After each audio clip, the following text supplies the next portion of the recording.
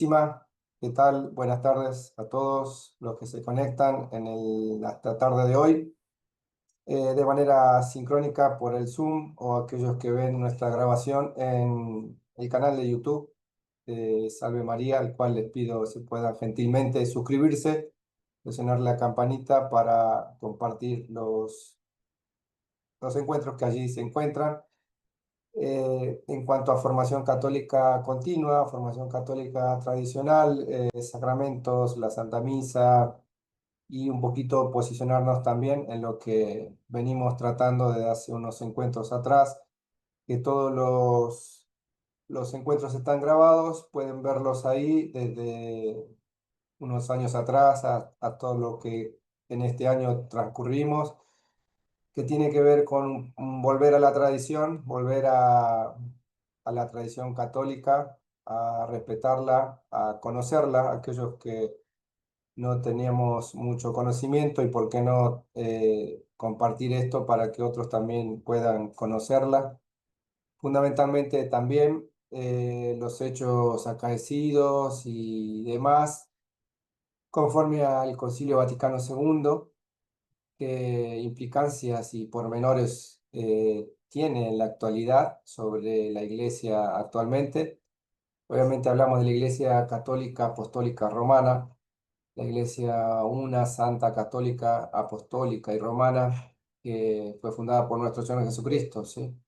De manera tal de que aprender estas cuestiones, conocer detalles de qué es lo que sucedió, por ejemplo, en el Concilio Vaticano II, quienes formaron parte, qué declaraciones o constituciones dogmáticas allí se generaron, o documentos eclesiales, parte del magisterio de la Iglesia, cuál fue el actuar del Papa Juan XXIII, cuál fue el actuar del Papa Pablo VI, uno que empezó el concilio y otro que lo concluyó y lo cerró, y obviamente los momentos posteriores, el tiempo posconciliar, el cual hoy seguimos viviendo, ¿sí?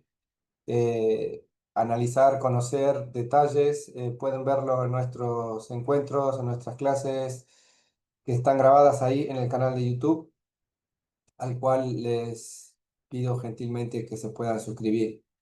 Vamos a dar comienzo a la tarde de hoy para compartir estos comentarios sobre un libro importante de un monseñor, un teólogo relevante, fallecido hace pocos años atrás.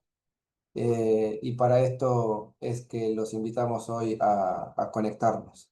Como es costumbre, siempre lo hacemos en el nombre del Padre, del Hijo y del Espíritu Santo. Amén. Pedimos la intercesión de María, Madre de Dios y Madre nuestra, que ella como causa de nuestra alegría, como trono de sabiduría, aquella que acompañó a Jesús en todo y cada uno de sus momentos y que nos sigue acompañando, Madre que nos fue dada desde la cruz por nuestro Señor. Aquí tienes a tus hijos, aquí tienes a tu madre. Encomendándonos a ella, es que adelantamos y vamos con estos conceptos que no son más que haber aprendido algo y compartirlos, ¿sí? Encontrar documentos interesantes, libros y demás, y compartirlos como parte de formación católica tradicional, ¿sí? Muy bien. Gracias a los que se van conectando, obviamente los que están presentes y aquellos que verán esto a futuro.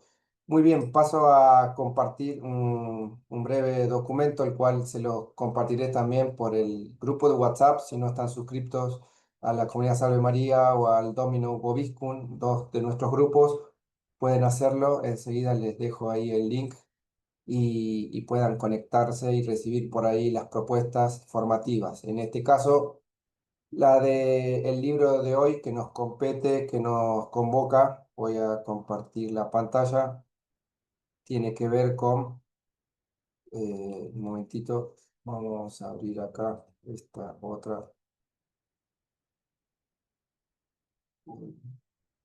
en Zoom, ahí estamos. ¿Se puede ver ahí lo que estoy compartiendo? Creo que sí, si alguno es tan amable me dice. Se ve muy bien. Muy bien, muchas gracias. estimado Alfonso, siempre a nuestro lado y obviamente acompañándonos muchas veces también con contenido. Así que, bueno, Vaticano II, una explicación pendiente, es un libro escrito por un monseñor de nuestra Iglesia Católica Apostólica Romana. El nombre de este prelado, Brunero Gherardini, ¿sí? Escrito el libro este en el año 2011, ¿sí?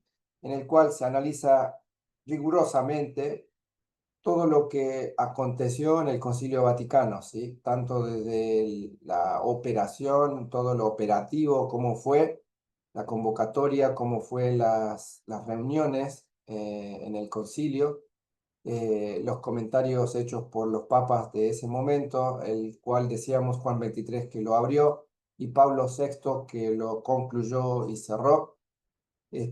Monseñor Brunero Gherardini se toma el trabajo y analiza desde una visión obviamente católica, desde una visión de la tradición, de una visión también como tal, como pastor, como un obispo, ¿sí? Este prelado es un obispo, tiene necesidad, de acuerdo a su vocación, de dar testimonios, de sustentar en la fe todos aquellos conceptos que se vierten al pueblo de Dios, a las ovejas, y es por eso que toma el escrito y redacta este libro, ¿sí?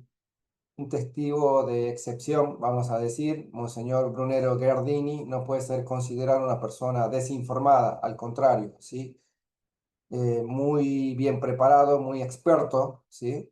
Su extenso currículo incluye más de 35 años como profesor ordinario de eclesiología en la Pontificia Universidad Lateranense, una universidad pontificia, una universidad propia de nuestra iglesia, que tiene ese rango, ¿sí? Universidad pontificia en la cual uno puede tomar ahí la doctrina particularmente que la Iglesia enseña, ¿sí? En su magisterio, en su formación, y hablando de teología, de los estudios teológicos, la eclesiología es una de las ramas de la ciencia teológica, ¿sí? Una de las ramas, el cual va a estudiar o se va a dedicar a todo lo referido a lo pastoral, a la iglesia, ¿sí? A la relación de la iglesia consigo misma, a su conformación hacia sus fieles, hacia el mundo, ¿sí? Obviamente siempre teniendo en cuenta que una rama de la teología, ¿sí? Bueno, este monseñor Brunero Gherardini tuvo más de 35 años siendo profesor de esta rama de la teología, ¿sí? Decano de la universidad a la cual pertenecía, presidente de academias pontificias también de teología y referente a los estudios de Santo Tomás de Aquino, consultor de la Congregación para la Causa de los Santos durante casi 20 años, canónigo de la Arquibasílica de San Pedro, ¿sí? Consultor de la Congregación para la Causa de los Santos, justamente él fue uno de los promotores, como saben, para cuando una persona va en camino de santidad, hay quienes promueven y van llevando a cabo todos los estudios necesarios y el proceso riguroso que la Iglesia tiene para ir avanzando en el camino de la santidad, ¿sí? Siervo de Dios, venerable, siervo de Dios, beato, santo, ¿sí? Entonces, Monseñor Brunero Gherardini, en este caso, tuvo una particular trayectoria en cuanto a al camino de canonización de Pío IX, ¿sí? Del Papa Pío IX. El núcleo de su obra es una súplica intensa, humilde, al Santo Padre Benedicto XVI, solicitando que dirima autoritativamente la cuestión conciliar, clarificando de manera definitiva los interrogantes que el Vaticano II plantea actualmente, aún hoy, a la conciencia católica, ¿sí? O sea, un monseñor de un currículo tremendo, o sea, no un joven sacerdote ni un obispo recién nombrado, al contrario, alguien profundamente formado, con mucha experiencia, con mucho estudio, con mucha dedicación a su vocación, ante bien ver la ambigüedad de muchas cuestiones que se fueron desarrollando postconciliar, toma este libro y vamos a ver que él termina definiendo una carta que le escribe directamente al Papa del momento, en su caso Benedicto XVI, pidiéndole que aclare, ¿sí? Por eso el libro se llama Una cuestión pendiente, ¿sí? Una cuestión pendiente por parte de la Iglesia, aclarar eh, los cambios que desde el Concilio Vaticano II ocurrieron en la liturgia, en la vida eclesial y que afecta también directamente a la fe del pueblo, ¿sí? Al pastoreo, a la manera que se lleva el día a día de una iglesia cotidiana, cercana a nosotros, como puede ser una parroquia, como puede ser un obispado, como puede ser una conferencia episcopal de cada uno, de cada ciudad, lo que allí sucede, lo que va llegando, los cambios que se van dando y demás. Bueno, este monseñor tuvo esta idea de escribir este libro, redactar este libro y obviamente escribir una carta y presentársela directamente al Papa, ¿sí? Benedicto XVI. Eh, Avanzando conociéndolo a Monseñor, el contexto de la crisis postconciliar es algo que a él también le llevaba a la reflexión, ¿sí? Gherardini enmarca su análisis en el reconocimiento de una crisis eclesial postconciliar, o sea que él empieza a ver que después del concilio, más allá de lo que el concilio haya dicho, dictaminado, propuesto y tal, después hubo algo más fuerte que quizás el concilio mismo, o algo que en el concilio no se había determinado y que posteriormente ocurrió y ocurre en la actualidad, ¿sí? Si bien es riguroso al no achacar, o sea, no ir en contra del concilio directamente, los males que está sufriendo la Iglesia Católica, sí sostiene Monseñor Gherardini que mucho más de lo que está pasando se podía haber evitado y no solo fue así, sino que se fomentó el descalabro, según palabras propias de Monseñor Brunero en su libro, ¿sí? Al respecto de Pablo VI, de Juan Pablo II y del cardenal Ratzinger en su momento, ¿sí? Pablo VI habló de este concepto, lo dijo él, ¿sí? El Papa Pablo VI, ¿sí?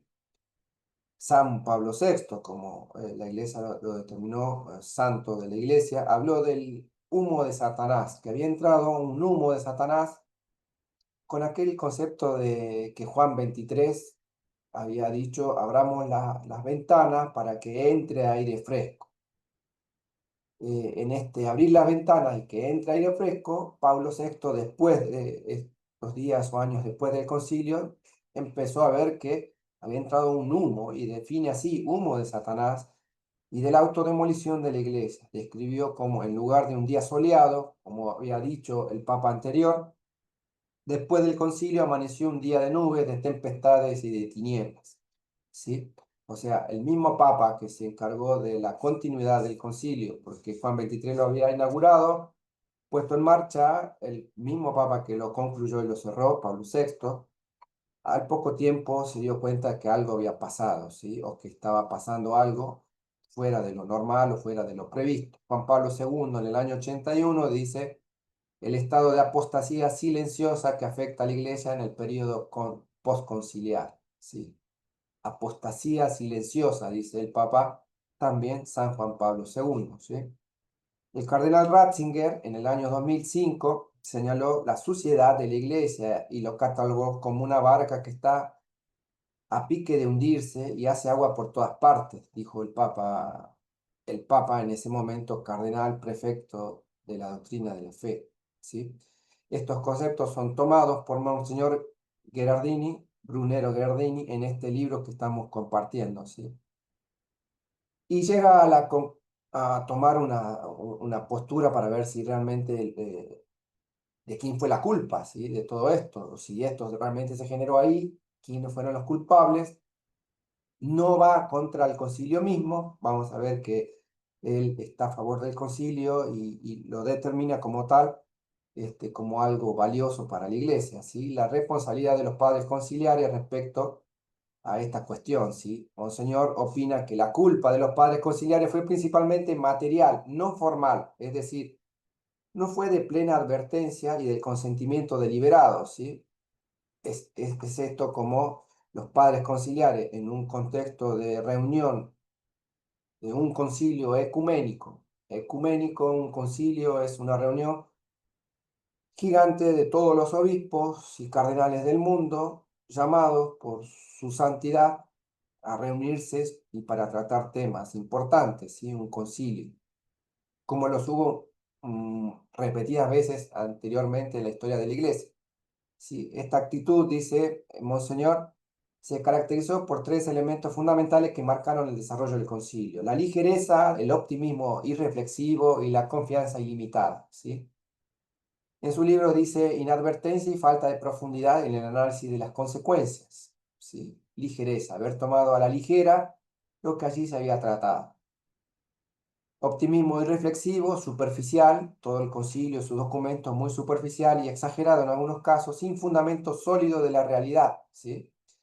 Y vamos a destacar quién está opinando, ¿sí? Está opinando alguien con una extrema formación, ¿sí? O sea, que tiene lo necesario como para también plantearse estas dudas y por qué no opinar de qué es lo que sucedió. La confianza ilimitada en el hombre sin considerar adecuadamente la naturaleza caída. La naturaleza caída, sabemos, sin considerar la condición de pecado, ¿sí? Entonces, estas responsabilidades, dice, tuvieron algo que tratarse por la ligereza, por la irreflexión, ¿sí? Y por no tener en cuenta la naturaleza del pecado.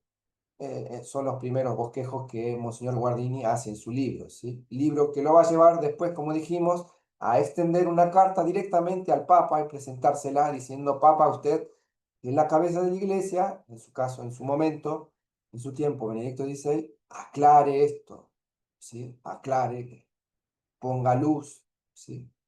Vamos a ver si eso sucedió o no. La naturaleza del concilio, dice Monseñor Gherardini, fue dogmática o pastoral, ¿sí? Como sabemos, el concilio fue llamado no a lo dogmático, sino más bien con un tinte pastoral, ¿sí? Uno de los ejes centrales de la obra es determinar, el libro de Monseñor, el valor teológico o magisterial del concilio, abordándose un concilio rigurosamente dogmático que vincula a la iglesia entera o solo o meramente o particularmente pastoral, ¿sí? Vamos a quedarnos con ese concepto porque justamente es algo importante, ¿sí? El carácter ecuménico, genérico, ¿sí? Ecumene es universal, ¿sí? Ecuménico, ecumene, es la totalidad, el todo, la completud del universo, ¿sí? El carácter ecuménico de esta reunión conciliar, por su composición de todo el episcopado, o sea, de todos los obispos y la presidencia justamente de papas válidamente elegidos, como fueron Juan XXIII en su momento y en su posterior y cierre Pablo VI, dos papas plenamente válidos, elegidos oportunamente. El Vaticano II es un auténtico concilio ecuménico, ¿sí? Concilio ecuménico, auténtico. O sea, Monseñor Gardini no está en contra del concilio, ¿sí? Sino que dice, bueno, esto sucedió y esto es válido porque fue invitado todos los obispos de todo el mundo y estaban dos papas a la cabeza, en su momento temporal, el que abrió y el que cerró. O sea, esto no está mal, ¿sí? Por tanto, no se puede negar la legitimidad ni hablar de carencia de magisterio o falta de autoridad eclesial, ni por lo menos, ¿sí? O sea, porque realmente había autoridad eclesial, estaba el Papa, estaban los obispos reunidos conforme a lo que se iban a tratar, ¿sí? O sea, esto es realmente válido, ¿sí? El carácter pastoral específico, su finalidad específica, como dijimos, no fue definitoria, no dogmática, no dogmáticamente vinculante, sino más bien orientada a lo pastoral, ¿sí? Recordemos, lo que en diferencia de otros concilios precedentes, ¿sí? Como el Concilio Vaticano I o el Concilio de Trento, ¿sí? Sin ir muy lejos, Concilio de Trento que iba a ir conforme a lo que en su momento estaba apareciendo, Lutero, ¿sí? A dar claridad sobre las enseñanzas que Lutero estaba exponiendo o llevando a la iglesia, a una parte de la iglesia, desmembrando una parte hacia otro camino, ¿sí? Este concilio, Vaticano II, dijimos, es ecuménico, es válido, hay dos papas a la cabeza, están todos conformes, va en la línea de la veracidad, pero va a tomar un tinte necesariamente pastoral, o sea, no vamos a ir con lo dogmático, sino con lo pastoral, ¿sí? El objetivo práctico era traducir la doctrina en términos operativos para dar a conocer el cristianismo al hombre contemporáneo, ¿sí?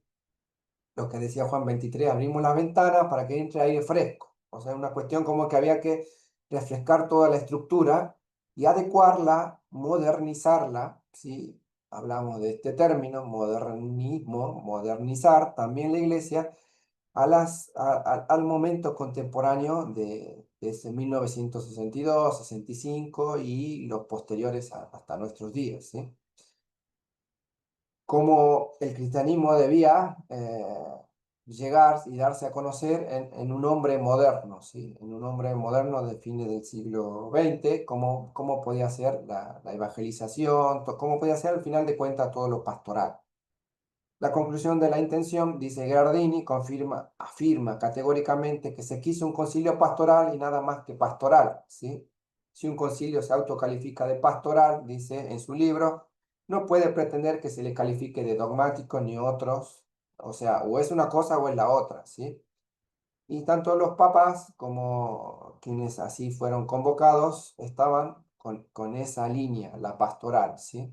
Hago un breve paréntesis para compartirles de qué se trata la pastoral y el concepto pastoral, para que también lo tengamos en cuenta.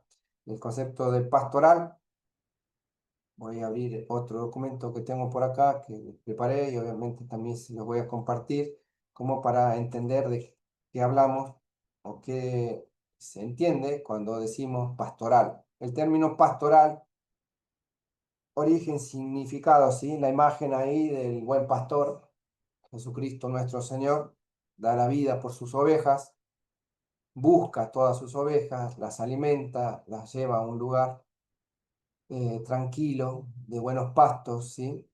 La raíz latina de este término pastoral proviene del latín pastor, pastoris, o significa el que cuida al rebaño, ¿sí? A su vez, el pastor, derivado del verbo latín pacere, que significa apacentar, dar alimento, alimentar, nutrir, dar de comer, ¿sí? Por lo tanto, la raíz pastoral relacionada con el acto de alimentar o cuidar un rebaño, ¿sí?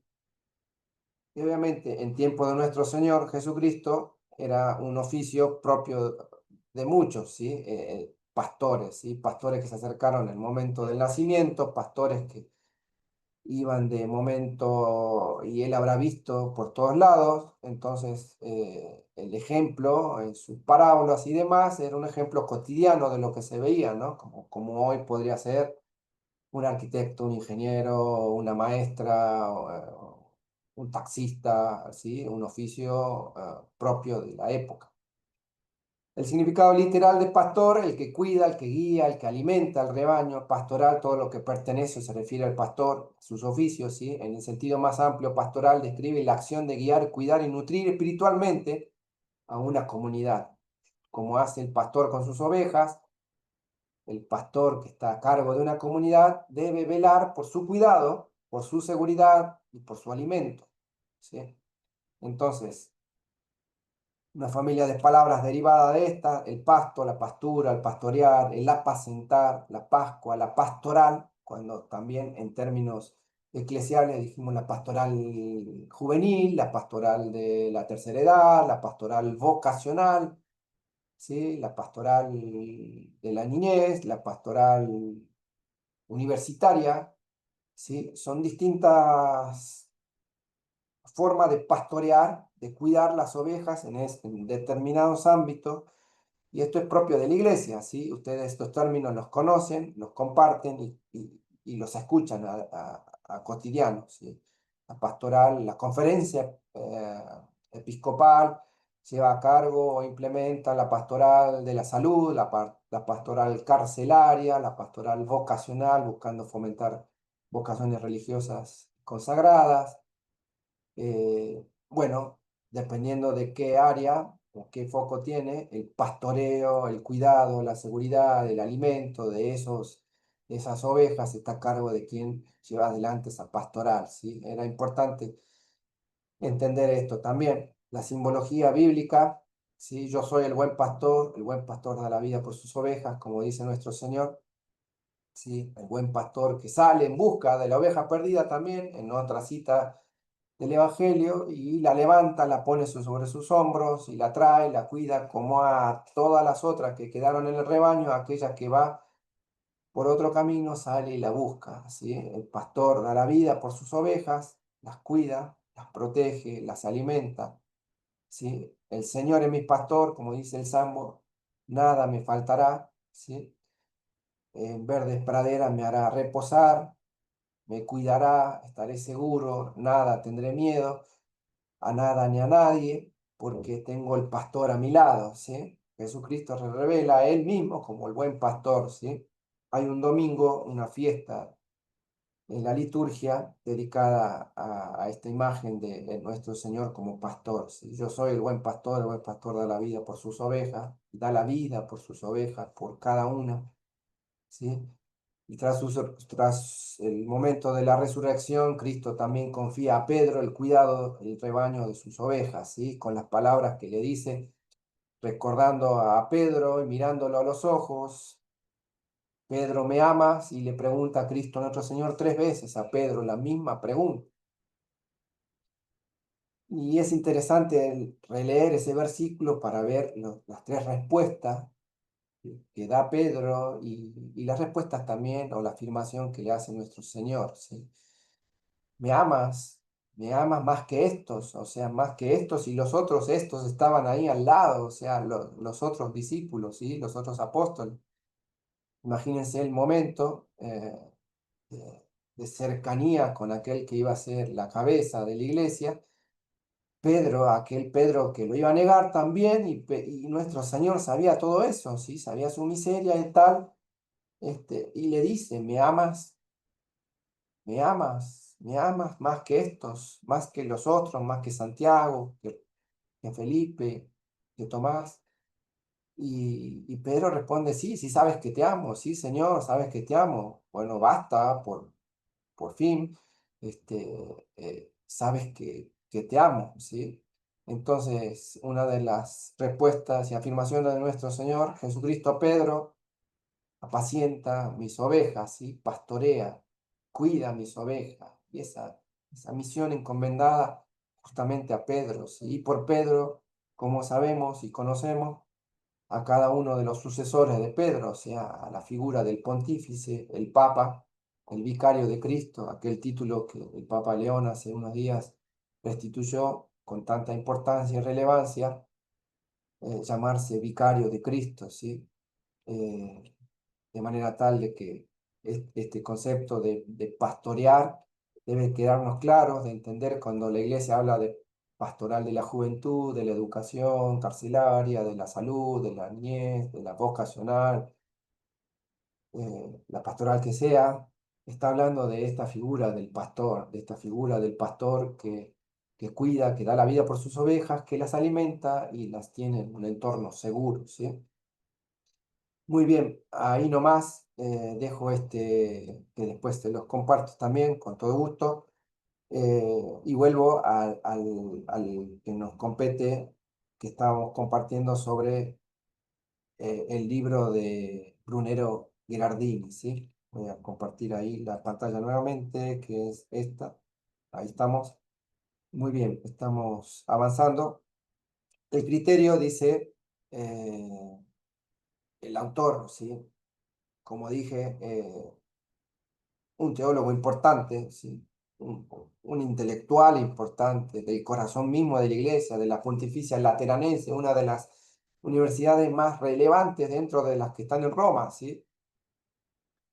Entonces, ausencia dice, analizando el concilio, de definiciones propias. El concilio, como habíamos dicho, iba a tomar un camino netamente pastoral, ¿sí? La ausencia de definiciones propias. El concilio no habría sido tampoco proponerla, puesto que se negó a ponerse una línea trazada por los concilios anteriores. Gherardini se apresura a decir que ni Lumen Gentium ni ningún otro documento surgido del concilio albergó el propósito de formular ni siquiera una sola definición dogmática.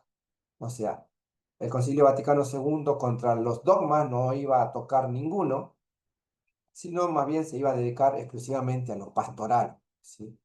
Y dentro de los dogmas, la liturgia también es parte de aquellos, ¿sí? Entonces, las constituciones dogmáticas surgidas a posteriori de las reuniones propias de los obispos cardenales en el concilio, la calificación de Lumen Gentium y Dei Verbum, dos de las grandes constituciones surgidas de ahí, llamadas como dogmáticas, se debe a que recogieron dogmas definidos con anterioridad.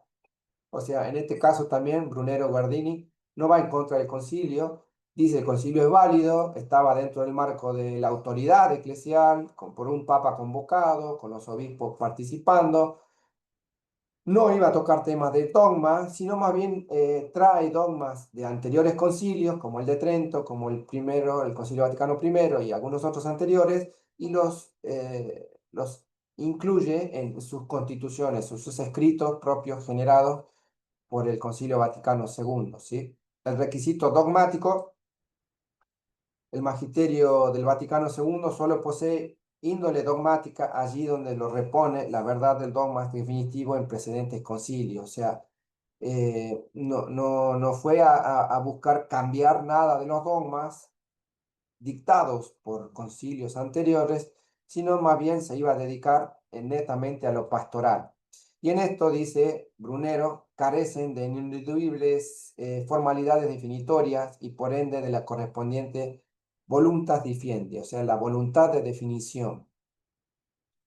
Empieza a ver Brunero Gherardini que hay una suerte de los documentos generados en el concilio, hay una suerte de indefiniciones, como que queda todo sin definirse. No vamos contra los dogmas, pero queda la cuestión sin una clara definición, ¿sí? Entonces, voy a mover esto acá, que no lo veo, el problema de la hermenéutica y la ruptura con la tradición. Acá caemos en otro concepto importante, el problema de la hermenéutica, ¿sí? El problema hermenéutica es un término usado también en la filosofía, ¿sí? Aquel que haya leído o tenga conocimientos o haya visto alguna vez un contenido filosófico. eh, Hablar de la hermenéutica es hablar del corazón, el corazón mismo de lo que se está tratando, ¿sí? Entonces, el problema de la hermenéutica, vamos a ver que hay dos tipos de hermenéuticas surgidas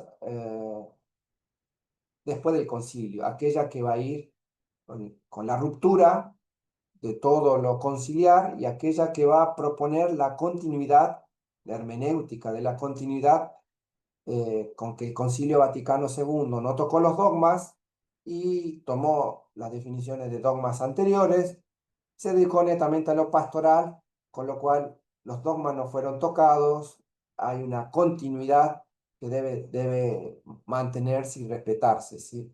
Y otra visión, otra concepción, que es la hermenéutica de la ruptura, que Brunero Guardini en este libro, Gherardini, se da cuenta de que después del concilio y más allá de los documentos conciliares, hubo cambios netamente de ruptura a dogmas directos de la iglesia, a tradición directa, a no respetar lo que en el concilio se había determinado.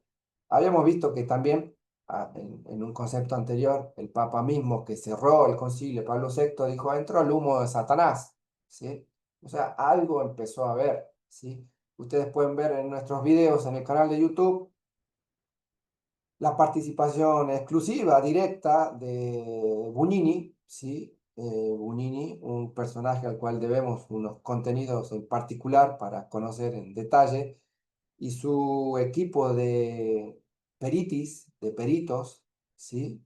Todos ellos protestantes, inmersos directamente al corazón de las reuniones conciliares, con el objetivo claro del protestantismo de protestantizar directamente los objetivos, las reuniones, el núcleo del concilio, ¿sí? Y Gunini, este personaje nefasto, ¿sí? Que había sido corrido por Juan XXIII, por justamente tratado de hereje, ¿sí? Y que después fue invitado por Pablo VI a participar de las reuniones en particular y de aquellas que tenían mayor relevancia. Este hombre trajo a sus 6 consejeros, 6 pastores anglicanos, luteranos y demás, directamente a sentarse con los padres del concilio, los padres conciliares, ¿sí?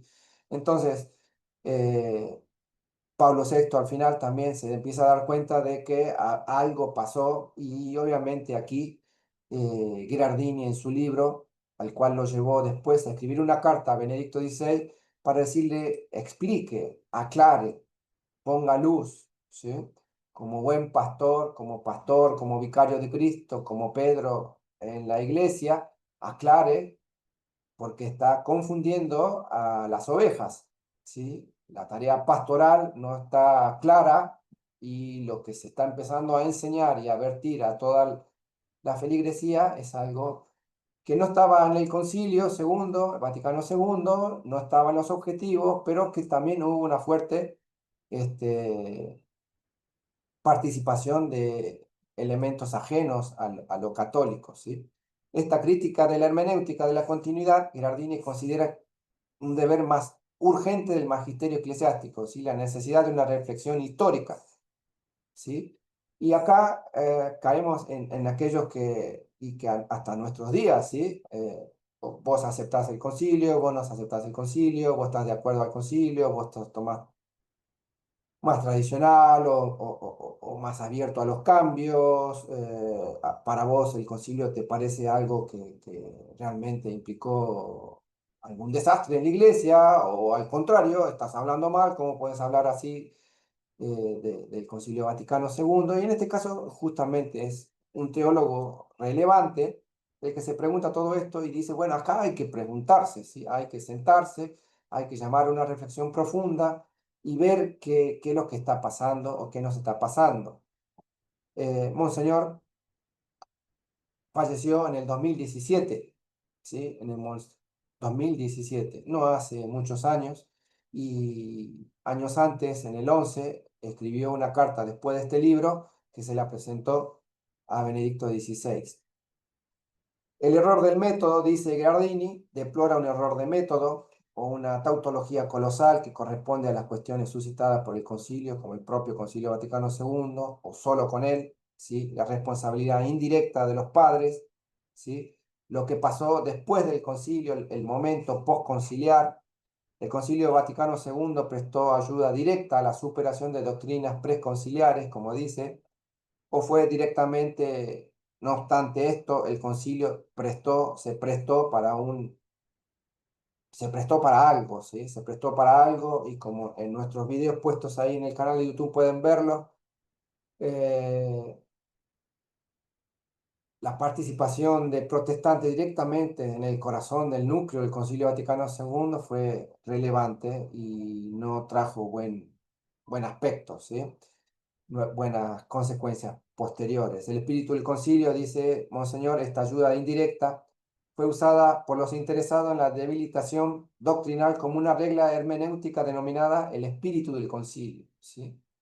Y este término, el espíritu del concilio, es algo que aún hoy lo escuchamos, hasta nuestros sacerdotes hablar del espíritu conciliar. Y si opinás distinto, si por ahí tenés alguna duda, que como este monseñor, con toda razón, como fiel, como oveja, puedo preguntarme si esto que está pasando es normal, si esto que está pasando está bien, si cuándo surgió esto, ¿sí? Lo que vivimos ahora, la bendición de parejas del mismo sexo, podemos preguntarnos, ¿sí? ¿Esto está bien? ¿Esto está mal? Aquellos elementos propios de la liturgia, que la comunión en la mano, que la comunión de rodillas, que la bendición a parejas del mismo sexo, que el fomento de, de situaciones propias del mundo, como los últimos vividos en años anteriores con respecto a la salud. ¿sí? El cierre de las iglesias, de las parroquias, eh, la posición de la mujer dentro de la liturgia. Bueno, puedo preguntarme, no está mal que te preguntes, no está mal que tengas estas dudas y preguntas y puedas acercarte a un pastor que tiene la vocación de pastorear, sea tu párroco, sea tu director espiritual, sea un obispo, y preguntarle estas cuestiones, ¿sí? Y muchas veces van a responder, o vemos que responden, con el concepto este del espíritu del concilio. Todos estos cambios vinieron porque el espíritu del concilio tal y porque el espíritu del concilio nos ayudó a posicionarnos, a relanzar la iglesia, a relanzar la misión, a relanzar todo lo que tenía que ver con la liturgia, a actualizar, a modernizar, a poner de acuerdo al hombre contemporáneo y a las necesidades propias de estos tiempos. No quedarnos solo con la liturgia, sino también ir a lo moral también, y lo moral también es algo que también es cada vez peor, pero que bueno, no está mal que como católico puedas preguntarte si estos caminos están bien, si estas decisiones están correctas, tienes el derecho y la necesidad de aclarar, de acercarte a un sacerdote y preguntarle, pedirle, ¿sí? Como este monseñor escribió este libro, ¿sí? En este breve detalle acá, dice, va directamente con los documentos, ¿sí? El Sacrosanctum Concilio, el Dignitatis Humanae, el Dei Verbum, el Gaudium et Spes, ¿sí? Y la Lumen Gentium, los principales documentos generados y firmados por votación en el concilio mismo por los padres conciliares, ¿sí?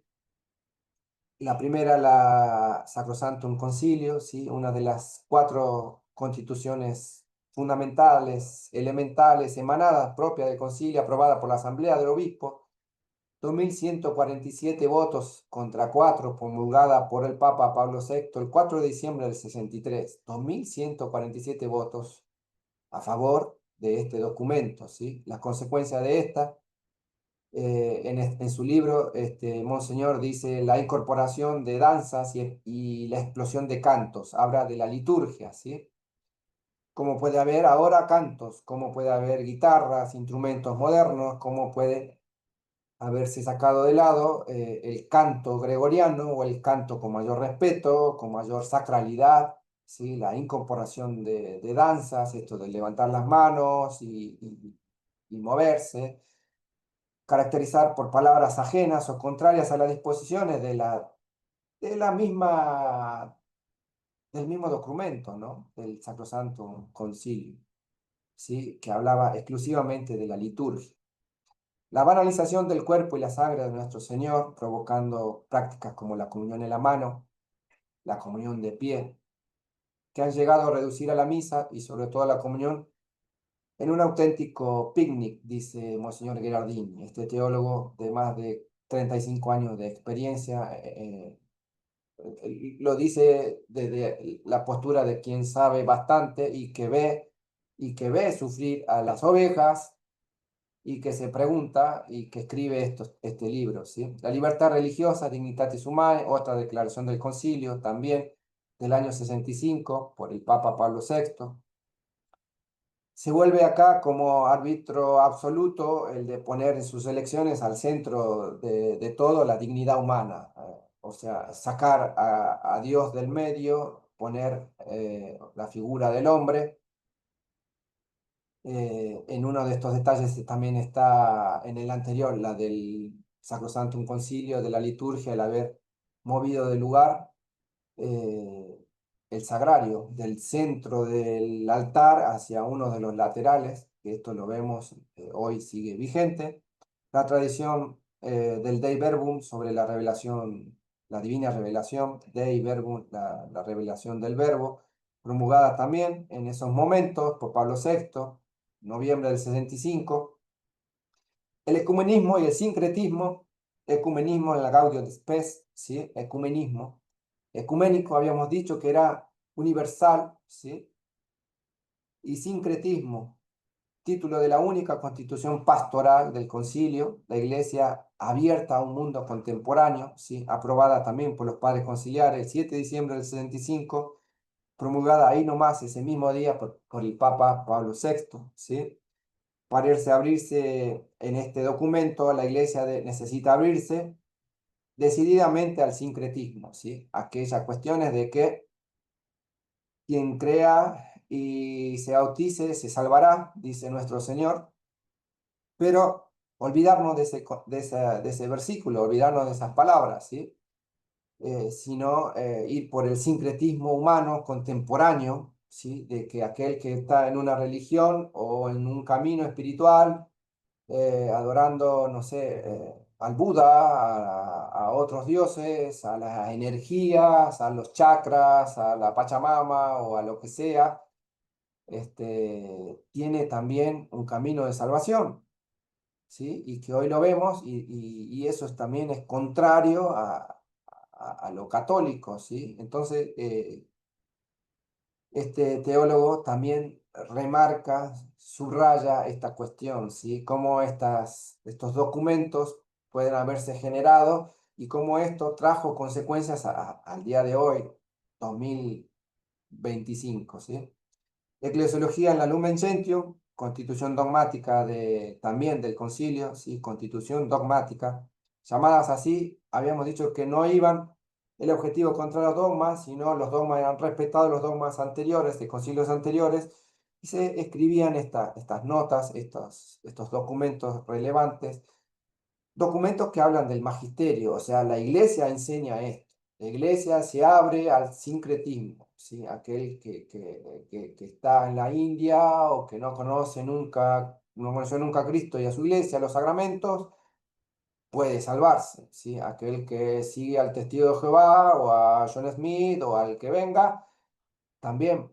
Aquel que no sigue a nada y que es un hombre de buena voluntad, y no se bautiza y no participa de la Iglesia Católica, podría salvarse y justamente esa es la apertura que se buscaba, ¿sí? El modo un tanto confuso con el que se expone la doctrina, su carácter innovador respecto a la doctrina tradicional, ¿sí? En esta síntesis que hace sobre los documentos conciliares. Y cerrando la súplica final, necesidad de una hermenéutica teológica demostrada, dice la conclusión terminante ya al final de su libro. Este monseñor dice al final, en su epílogo, Gardini reitera su súplica al Papa pidiéndole la elaboración de un documento papal que determine autoritativamente la cuestión, ¿sí? Con la autoridad del Papa en su momento, un Papa realmente muy bien formado, con amplia trayectoria, que había participado del Concilio Vaticano II también, como joven sacerdote, ¿sí? Ratzinger, después cardenal, después prefecto para la doctrina de la fe, o sea, uno de los puestos relevantes del cuidado de la doctrina, ¿sí? Aquel que tiene ese servicio dentro de la curia romana, ¿sí? Y siendo después Papa Pontífice Benedicto XVI, ¿sí? La conclusión fundamental de Monseñor Gherardini en este libro sustenta las pruebas presentadas en su libro, que el Concilio Vaticano II, al menos en sus pronunciamientos, ha pretendido romper con un pasado, ¿sí? Aquel ayornamiento, aquel abrir las ventanas para que entre aire fresco, ha ido directamente contra lo que se venía haciendo. Y no habla tan solo o netamente de unos términos de la tradición, sino desde los dogmas, ¿sí? Y como teólogo, fundamentado en su amplia trayectoria y también como fiel, como oveja que se pregunta, dice, esto está bien, esto de la pastoral que en este momento se está viendo y se pregunta con su libro y llega a escribir esta carta al Papa del momento. La claridad demostrada, se requiere claridad a la hora de responder la pregunta sobre su continuidad. El Papa Benedicto hablaba de la hermenéutica de la continuidad, ¿sí? O sea que había que eh, respetar los documentos conciliares y que estaban atados o directamente vinculados a la continuidad, a una continuidad de la tradición, a una continuidad que no debía romperse ni cambiarse, sino más bien respetarse, ¿sí? El análisis científico de este particular teólogo, un análisis científico de los documentos en particular, de su conjunto y de cada tema que toquen, sus fuentes y próximas documentos, la identidad dogmática, la continuidad real, solo se manifiesta en la identidad dogmática de fondo, dice, que debe probarse más allá de cualquier aseveración. Si esta continuidad no puede probarse científicamente, debe decirse con franqueza y serenidad, ¿sí? Es esto lo que buscaba Monseñor Gherardini con su libro, con su propuesta y con su carta directamente al Papa para que aclare autoritativamente, con la autoridad que le revela es el vicario de Cristo, ¿sí? Que aclare lo que pasó y los documentos y el postconcilio, ¿sí? Bueno, esto quedó ahí nomás. Conocemos la historia. En el 2013 fue que cambiamos de pontífice. Benedicto renunció, surgió un nuevo cónclave, se eligió al Papa, al cardenal Bergoglio, al Papa Francisco. En momentos también para por ahí poder en otro, quizás ahora no, pero en otro encuentro, compartir esto de la hermenéutica de la continuidad que hablaba Benedicto XVI o la hermenéutica de la ruptura que hablaban otros, como dos corrientes propias de aquellos que miran el concilio y dicen, ¿qué vamos a hacer? O vamos por una continuidad o vamos netamente a cambiar todo y que un relanzar, o sea, vamos por otra cosa, ¿sí? Entonces, a todo esto, con la aparición del Papa Francisco, el Papa Francisco, como sabemos y conocemos, eh, asocia un término nuevo, la sinodalidad, ¿sí? Convoca al sínodo de la sinodalidad también como una suerte de una extensión o como habrá sido quizás un posterior Concilio Vaticano III, pero bueno, el Papa Francisco va por otro camino y propone la sinodalidad, ¿sí?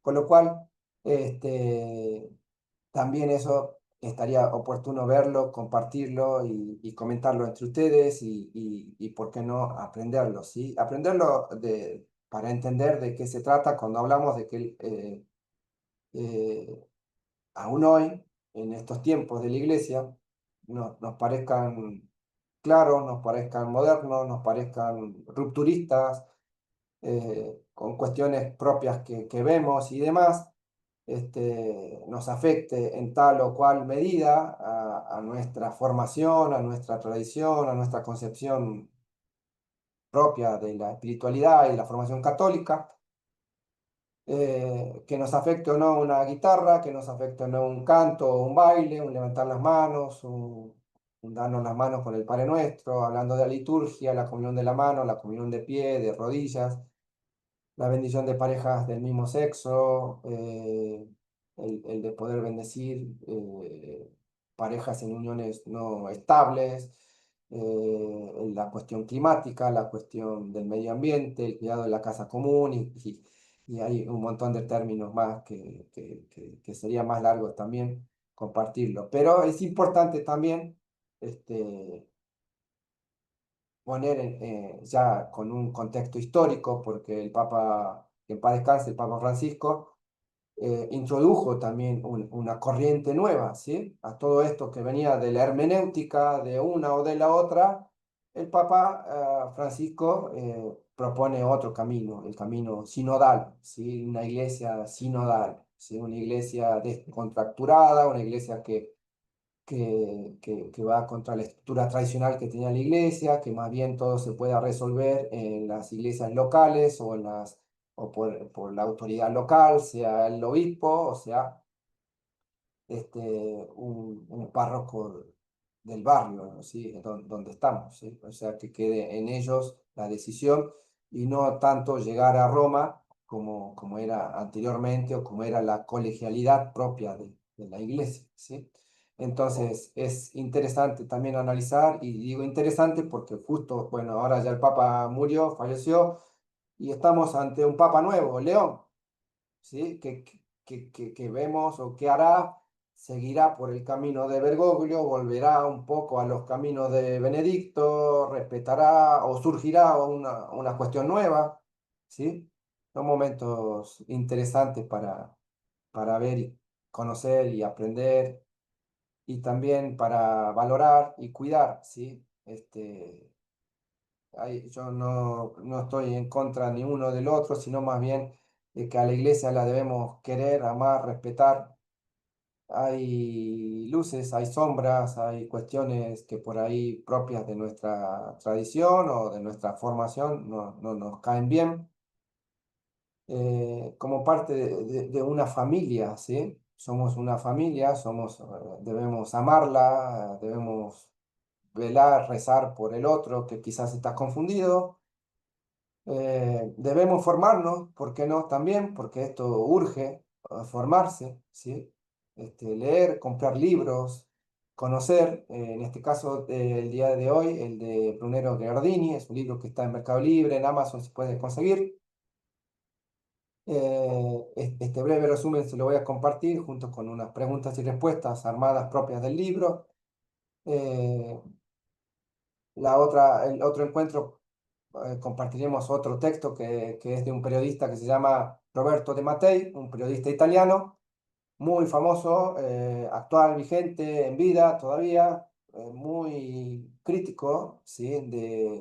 Pero hablando de crítica, no quedemos con la crítica solamente negativa, sino crítica como tal, ¿sí? Criticar es poder exponer aquello que veo que pueda ser distinto o no.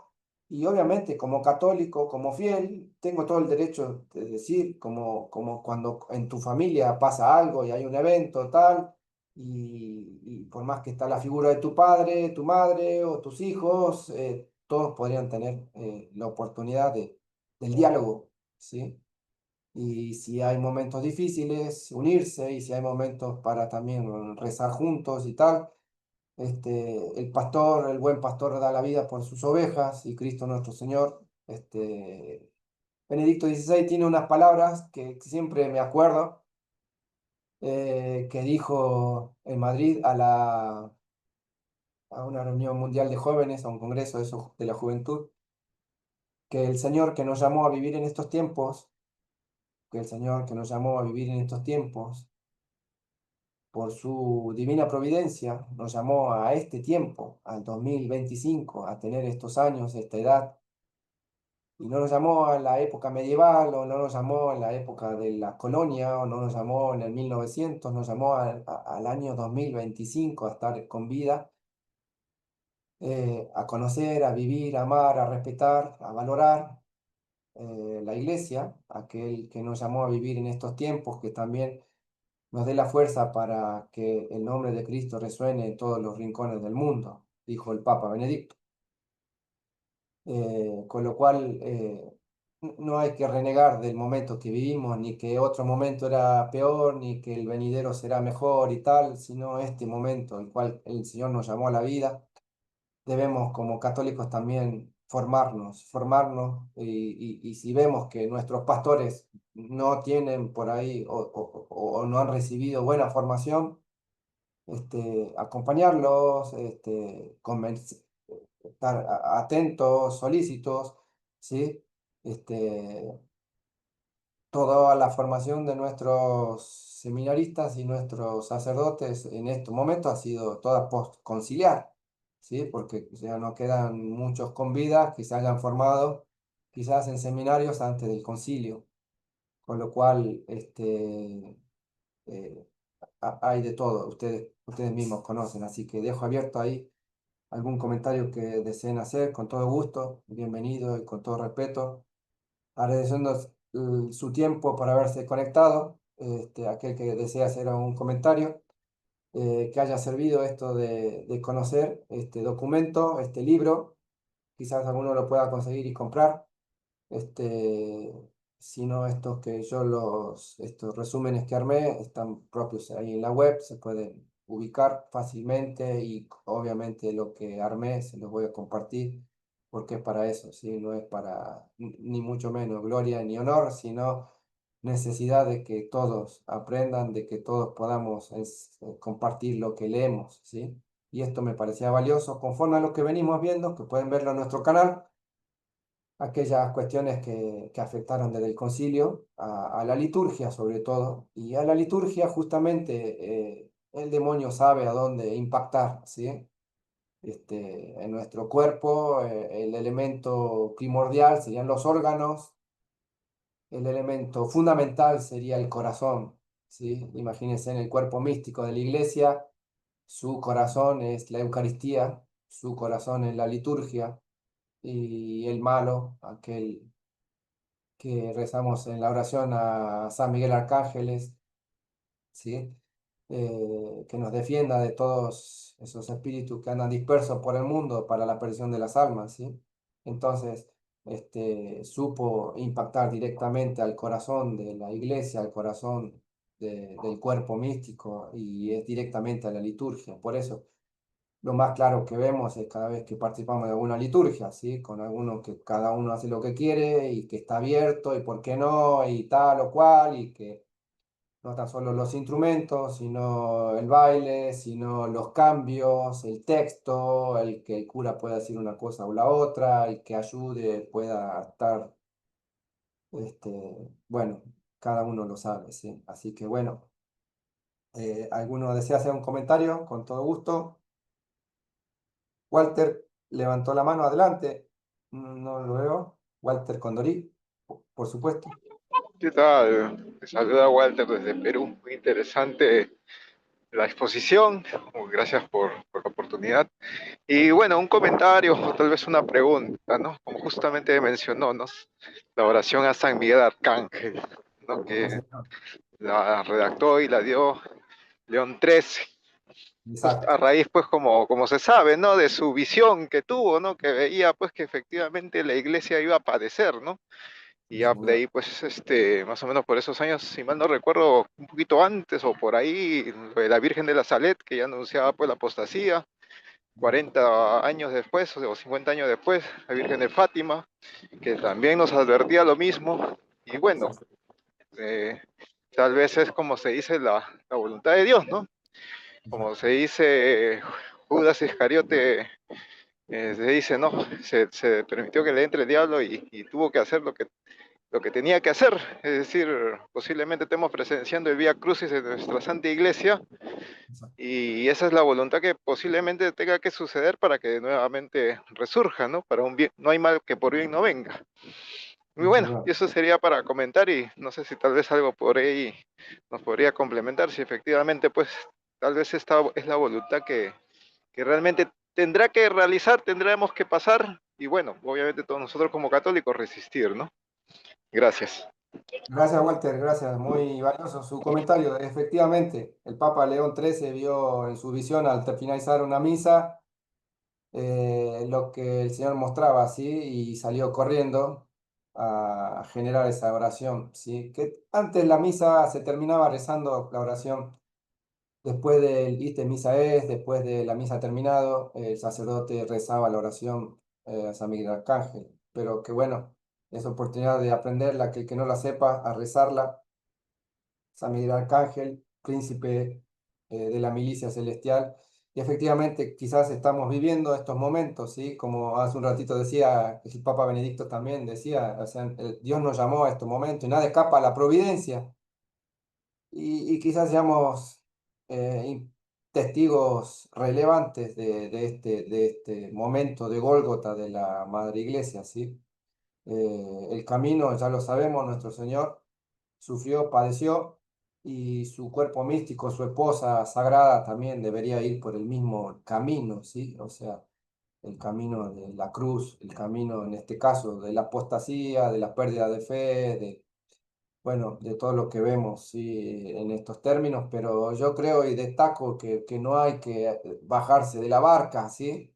No hay que bajarse de la barca, hay que estar en la barca, hay que rezar por nuestros pastores, hay que rezar por el Papa, ¿sí? Sea el Papa me caiga bien, no me caiga bien, me guste o no me guste, está puesto ahí por la providencia, está puesto ahí por algo. Este, nosotros mismos venimos a la vida y no elegimos la familia que caemos. O sea, es la providencia misma, el proyecto de Dios para la salvación de cada uno. O sea, uno nació en el Perú, otro en Argentina, otro en Venezuela, otro en España, uno nació antes de tiempo, otro de los años, uno más joven, otro mayor. La vida los llevó por distintos caminos, la vida nos probó y el Señor siempre está ahí, ¿sí? Su palabra es vida eterna, ¿sí? Debemos continuar en la barca, como dice Jimena, desde Chile, exactamente. Muchas gracias. ¿Algún otro comentario? Los Papa León XIII, la oración, ¿sí? Del Papa León XIII. El Papa, no por nada, habrá que, obviamente, rezar mucho por el Papa León, que se puso el nombre León XIV, ¿sí? Así que también es algo relevante, ¿no? No creo en la providencia haya elegido a un Papa sinodal, ecológico y sodomita. Eh, bueno, son cuestiones, ¿sí? Son cuestiones que hay que vivirlas, hay que estar. Se libra nos a malo, como dice en latín, ¿sí? Excelente, muchas gracias. El libro de Monseñor se llama, acá lo voy a compartir, se llama, eh, ¿dónde está la imagen? Aquí, el Concilio Vaticano II, una explicación pendiente. El Concilio Vaticano II, una explicación pendiente. Lleva ese título conforme a que él, este monseñor, ¿sí? Escribió esto y después terminó escribiéndole una carta al Papa, una explicación pendiente y pidiéndole al Papa aclare, con su autoridad aclare. No pasó, el Papa renunció, después falleció este monseñor, pero bueno, es importante verlo. Don Gustavo, adelante. Gustavo León, Sí, señor, buenas noches, ¿cómo están? buenas noches. Eh, yo quiero hacer un comentario. Yo desafortunadamente me tuve que retirar a unos pocos minutos después de que usted empezó y volví ya muy tarde y ofrezco disculpas si lo que voy a comentar pues ya se dijo. Pero aprovecho la intervención del señor Walter. Eh, quisiera saber, no es una pregunta directa para don Ricardo, sino para comentar, para que la reflexionemos, porque entiendo pues que el tiempo se agota. Pero yo quisiera saber, porque yo he buscado, puede que no con mucha dedicación, qué documento papal mm, facilita, permite, empuja la resistencia de los fieles católicos al papado, para ponerlo pues para tocar el tema que estamos hablando. Yo creo que creo yo porque no lo he encontrado, pero por eso lo pongo a reflexión, que la actitud de resistir, que es una actitud muy de la sociedad de la fraternidad sacerdotal, no es una actitud católica, sino que es más bien una actitud protestantizada, diríamos así. Porque, don Ricardo, perdóneme, pero en esta charla y en las anteriores a las que he tenido la oportunidad de asistir, gracias a su apostolado, si algo ha quedado claro es que el Concilio Vaticano II es una situación inaudita en la Iglesia, No, que ha de alguna manera o de muchas maneras amenazado el culto y la doctrina de la Iglesia Católica. Eh, y si eso no fuera así, si esa amenaza no estuviera latente, no entendería de otra manera que estemos estudiando la doctrina tradicional de la Iglesia Católica. Y usted mismo lo dijo al principio, una cosa no puede ser y no ser al mismo tiempo. sí, Entonces, no, más que una pregunta, y ya con esto termino, es, o estamos con el Concilio Vaticano II y no tenemos nada que estudiar, sino simplemente aceptar lo que nos imponen. Y en eso creo que tiene sentido el último comentario que se hizo ahí en el chat. O ese Concilio Vaticano no es válido porque es, para ponerlo en términos muy suaves, una amenaza al culto y a la doctrina de la Iglesia Católica. Muy bien. Muchas gracias, Gustavo. Es cierto, estamos reunidos acá y estamos analizando y viendo los desastres del Concilio Vaticano II. Vamos a llamar las cosas por su nombre, no hace falta hablar medias tintas y demás, y estamos aprendiendo y compartiendo todo esto porque vemos que hay errores que se sustentan y que persisten en el tiempo, y que nuestros pastores no van. ¿Quién enseña esto? ¿Quién aclara esto? ¿Quién habla de nuestros curas, de nuestros párrocos, de nuestros obispos sobre el Concilio Vaticano II? Ninguno. Para todos está bien, o para algunos estará más o menos, o para algunos estará mal, pero por algo no hablan y no enseñan, y aquel que enseña o habla es borrado. Ya lo conocemos y ustedes conocen más que yo y tienen por ahí seguramente párrocos, sacerdotes o jóvenes o mayores, borrados literalmente o invitados a la reflexión en algún pueblito lejano, donde nadie lo escuche. Este, el rezo de la misa tradicional, de la misa tridentina, que nunca, nunca, nunca, nunca fue cancelada y que debe seguir adelante, y que por obra y gracia hay una fraternidad que tiene como foco el rezo, el mantener la misa tridentina. Este, digamos, Dios se vale de todo, ¿sí? Pero como por ahí alguno de ustedes ponía, llamar a las cosas por su nombre, sí, llamamos a las cosas por su nombre. La comunión en la mano está mal, la comunión de pie estaría mal, la comunión de rodillas estaría como corresponde, el decir, el de abrazarnos en la liturgia, el de levantar las manos, el darnos la mano para estar el Padre Nuestro, el tema de las ofensas o las deudas, aquellos que nos ofenden, los deudores, el sacramento a los sodomitas, son pecados que claman al cielo, el aborto, el estar de acuerdo al clima, al cambio climático, a la causa, el cambio climático, a la casa común, a la casa global, bueno, ¿no? O sea, vamos a llamar las cosas por su nombre y justamente estamos reunidos acá para entre hermanos, ayudarnos, ¿sí? Adelante, don Juan Carlos, y por último, don Walter, así terminamos. Muchísimas gracias. Es interesante, todos los comentarios siempre son bienvenidos.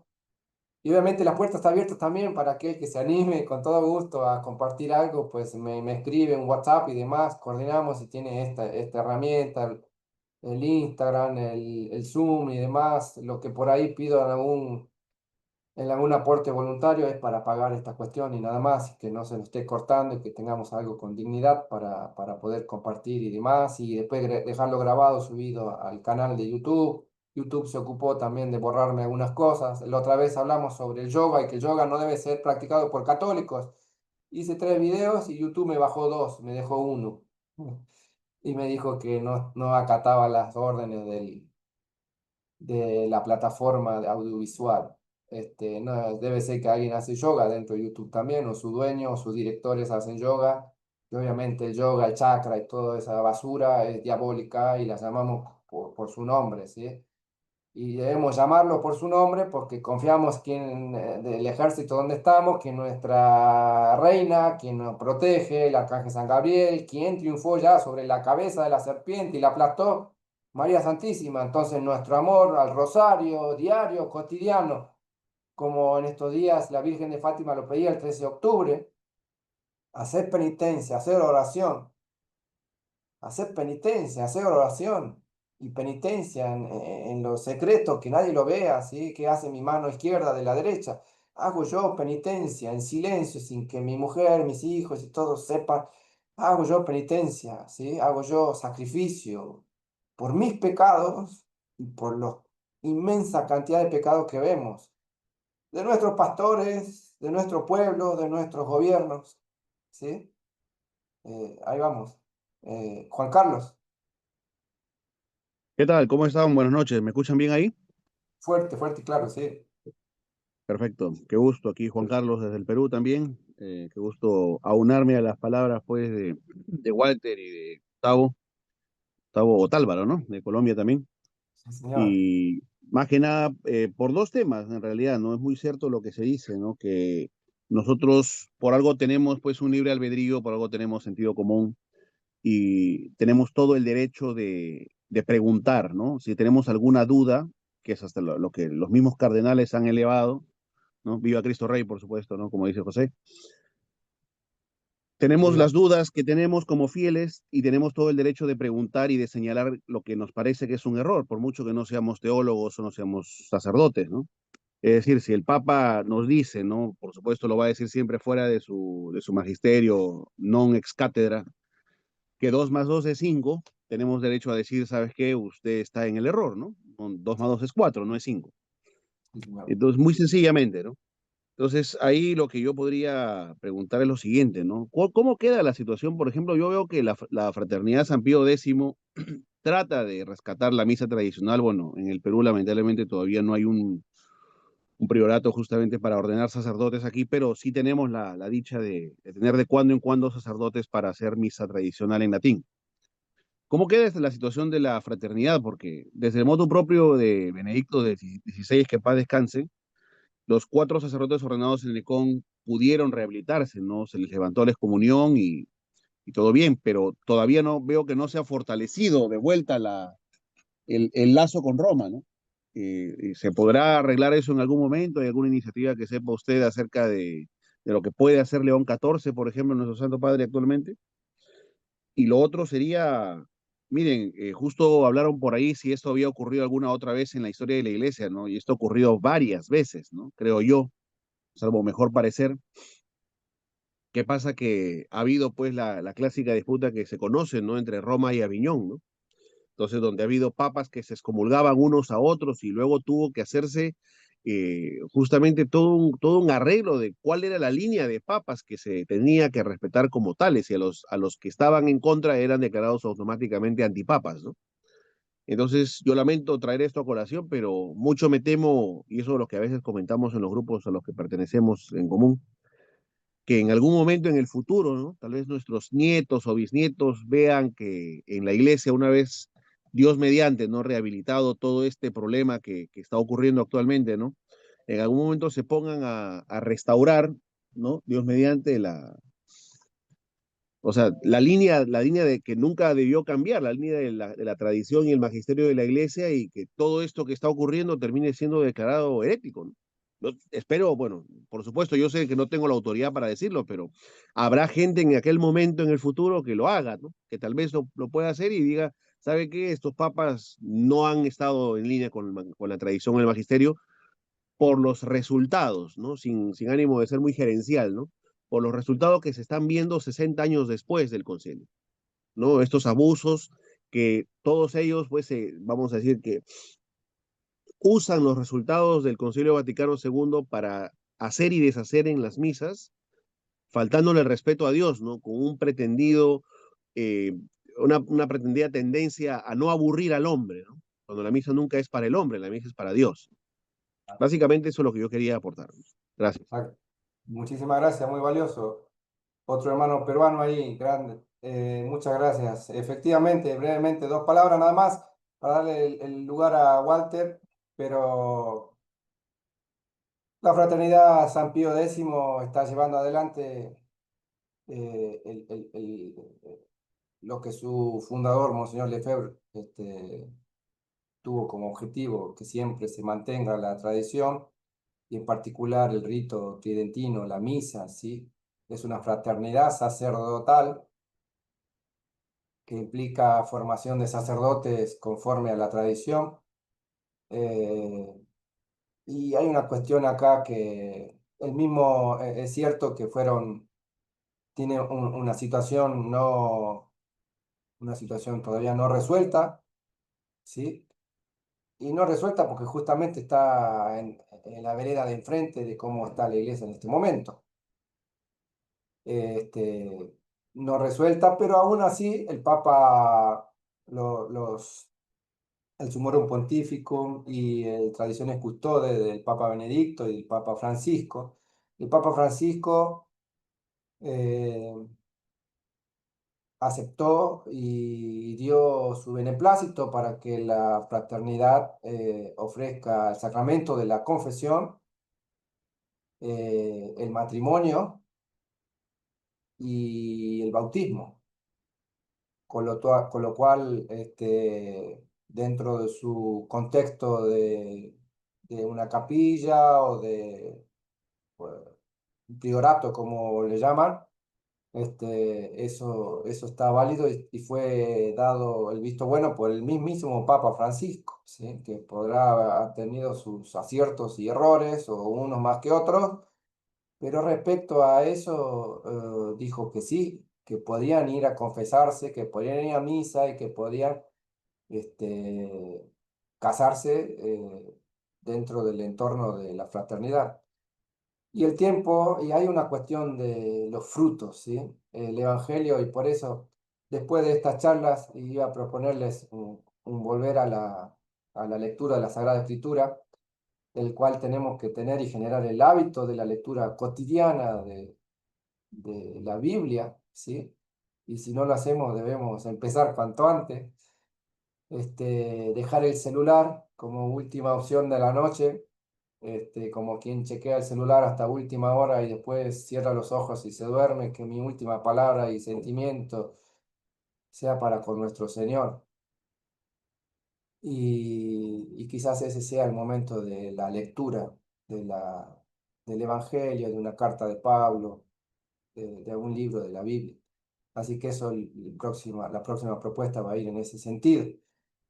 Pero por los frutos los conoceréis, por los frutos se conoce al árbol, por los frutos se conocen a tus hijos, por los frutos conoces a los alumnos de una escuela o de un colegio, por los frutos conoces a los miembros de un club deportivo, por los frutos conoces los resultados de un programa económico, de un político de turno, por los frutos conocemos también la cuestión de nuestra Santa Madre Iglesia, Santa Madre Iglesias, una santa católica y apostólica, ¿sí?